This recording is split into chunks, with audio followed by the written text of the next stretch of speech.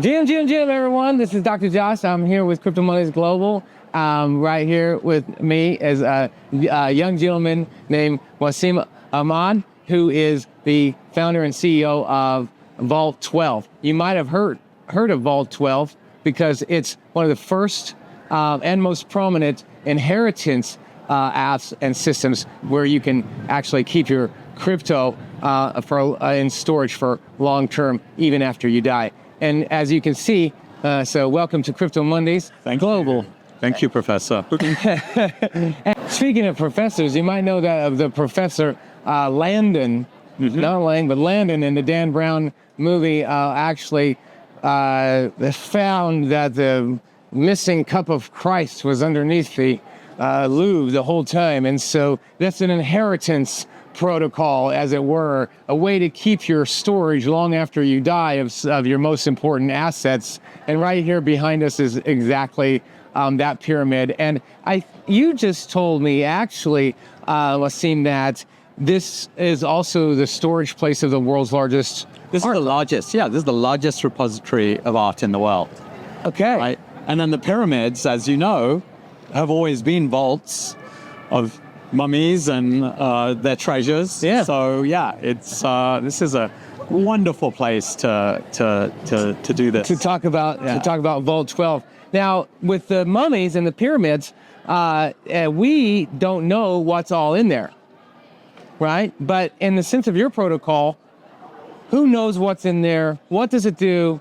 Tell us about that. And wonderful, yeah. So we have an app that you can download off the app stores. And the way that it works is you create a digital vault, and then you as the owner of that vault can put stuff into the vault. So it could be your crypto keys, it could be a video of you with a riddle of what the 12 words are. So you have a lot of choices and formats that you can use to store information in the vault. But typically it would be your private key or your seed phrase or something like that. And then that information gets encrypted and then split into pieces. And then the pieces get distributed to people that you know or devices that you own. So it could be 3 friends, it could be 3 business colleagues, it could be 3, lawyers, that kind of thing. And then you get to set a threshold of, well, if you ever need to access an asset, if you ever need the seed phrase, you can say, 3 out of 9, I just need 3 out of 9 OKs. And that way it's very convenient. If you have 3 devices, you can do it all, all by yourself. Well, I think what crypto call that is like a multi-sig type of situation. Multi-sig is very limited, right? You have 3 or 5. This is very, very flexible. It uses Shamir's secret sharing, which is quantum safe. So, no quantum computation in the future is going to be able to kind of access your vault or hack into your vault. Super important point. Yeah.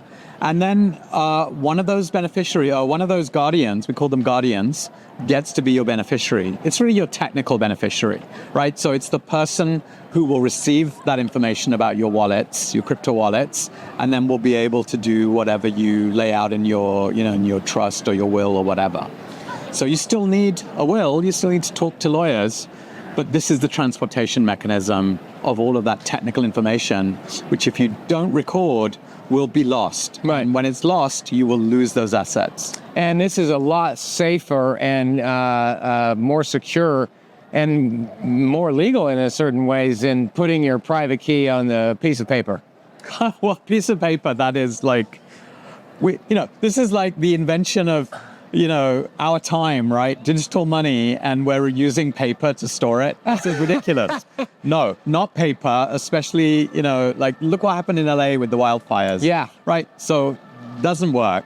It's a lot safer than having, something in a cold wallet and then it either gets stolen or it's lost. It's better than having it in a cloud, which some wallets will say, you can back everything up in the cloud, because what happens with clouds? Well, we thought they used to get hacked, but actually the worst thing that can happen to a cloud is you change your relationship with the cloud vendor and then they run off and your data is siloed off when you can't get access to it, which is what happened with Gemini and Genesis and that whole debacle. Years ago. Oh, yeah. Right? For 18 months, we couldn't access our crypto. And then we see the 23andMe as well, where they're selling it off even potentially, and that could be a lot of users' data. Who knows where that's going, right? Okay, so what happens in case yours, if in case your system would fail? So our system is completely decentralized. So Wow. So Vault12 doesn't have any information. We don't know who you are. We don't know what your assets are. Your guardians don't know what your assets. Guardians don't know what your assets are. Your assets can be on any blockchain. And so it from that perspective, there's no cloud server that has information. So it's peer-to-peer. So the information isn't even on your phone in the end because it gets distributed. So parts of your information in encrypted form are out, in different places, and they can be easily recombined. You don't have to worry about that. You just press a button. I love that. Napster for private keys, y'all. Now, so about the origin story, you mentioned the debacle with Gemini, but doesn't Gemini have something to do with the origin story of how this all came to be?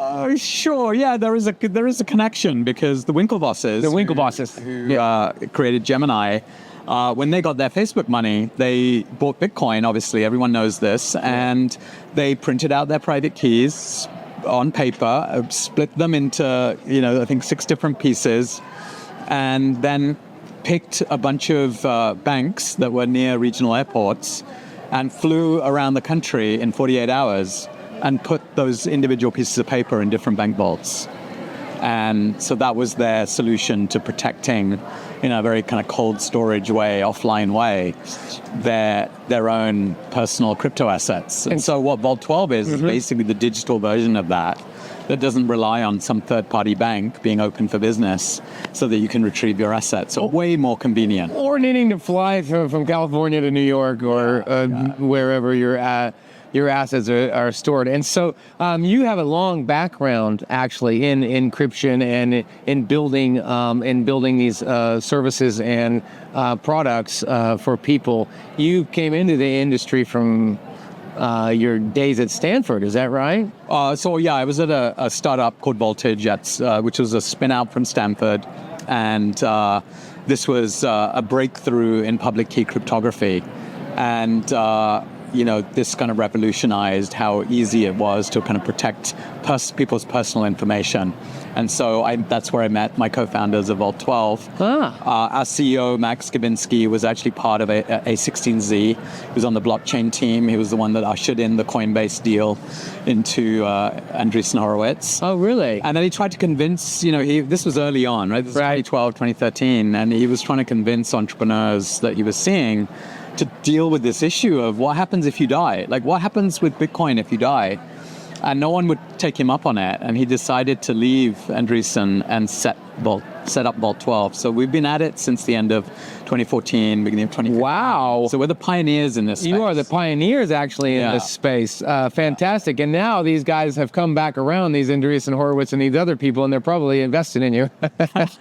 And so that's exciting. Now, just to give you guys a little bit of a story, I had gotten into Ethereum very early, and I got 80 Ethereum for $120. Nice. And I thought that was kind of expensive, but it ended up being a pretty good deal until I got, and I thought, well, this is going to be a long-term investment for my daughters, for my daughter, for her school and things like that. And come to find out that, I get it hacked and I lost all that. And as a father, thinking about, well, man, what if I would die tomorrow? How would my kids be able to access that if I didn't prepare, if I didn't go through the process of making a will and then having the assets actually accessible to the parties that would then, fulfill the requirements of the will. Yeah. So this gave me a real deep reflection, and I myself am going to sign up. Maybe you'll give me a discount, who knows? But it's really exciting to me. And so to the parents out there, to the people that are typically afraid of making a will? Because I know that in the pandemic, death was happening a lot more and people expected a lot more of that, yet people didn't want to talk about it. They wanted to like push away from that. Let's talk about it for just a second here, because it's an uncomfortable topic when you're talking about it face to face, but when you hear a couple other people talking about it, it might be Right. a bit easier. So 35% of men will go off and plan and create a will, 65% of women, right? Wow. Makes sense, but Yeah. big gap. Big. But you do need to plan. So you do need to go talk to a lawyer about not just your digital assets, but all your assets.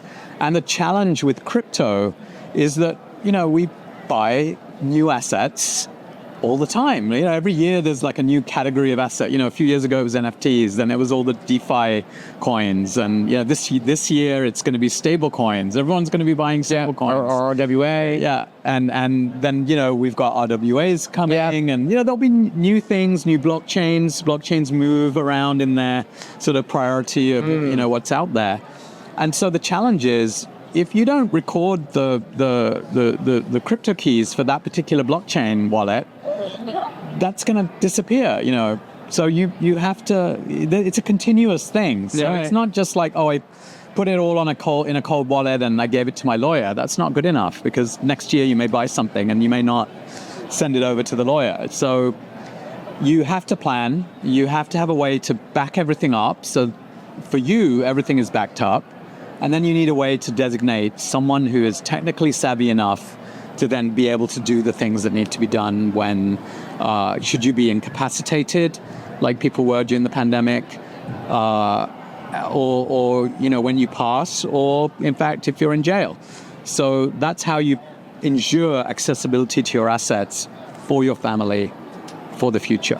Yeah, I was wondering what happened to old SBF's assets now that he's in jail. But I'm sure he had some kind of system set up.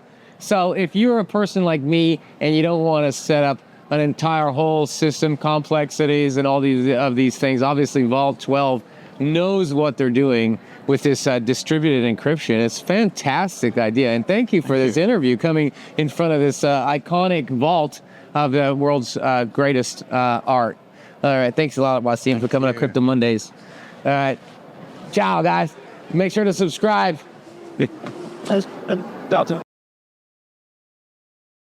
Our system is completely decentralized. So Wow. So Vault12